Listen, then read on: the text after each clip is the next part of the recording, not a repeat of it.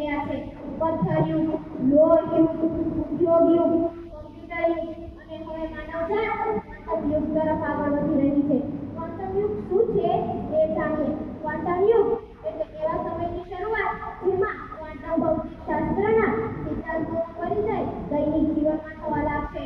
Electron, proton અને અન્ય સૂક્ષ્મ કણો પર આધારિત આ વિજ્ઞાન હવે આપણા જીવનમાં ક્રાંતિ લાવશે. ક્વોન્ટમ એજની શરૂઆત કોણે કરી અને ક્યારે થઈ તે વાત કરીએ. ક્વોન્ટમ એજની શરૂઆત મેક્સ પ્લાન્કે ક્વોન્ટમ ઓફ એનર્જીની શરૂઆત કરી હતી. ત્યારબાદ આલ્બર્ટ આઇન્સ્ટાઈન, બોર અને હાઇઝનબર્ગ જેવા વૈજ્ઞાનિકોએ તેને વિકસાવ્યું. ક્વોન્ટમ યુગની સંભાવનાઓ: અતિઝડપી ક્વોન્ટમ કમ્પ્યુટિંગથી આરોગ્ય, દવાઓની શોધ, હવામાન અનુમાનમાં મોટો ફેરફાર, ક્વોન્ટમ ક્રિપ્ટોગ્રાફીથી ડેટાની સુરક્ષા અદ્ભુત બનશે. નવી સામગ્રી અને દવાની શોધ શક્ય બનશે. આર્ટિફિશિયલ ઇન્ટેલિજન્સ વિશાળ પ્રગતિ કરશે.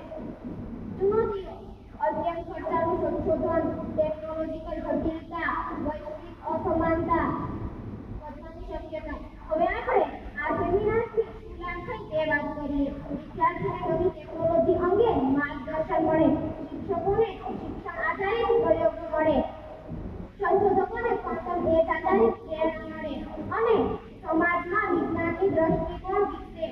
તો ચાલો હવે મિત્રો, ક્વોન્ટમ યુગની શરૂઆત એ માનવજાત માટે નવા દ્વાર ખોલી રહી છે. જે કમ્પ્યુટર યુગે દુનિયાને બદલી એમ ક્વોન્ટમ યુગ આપણા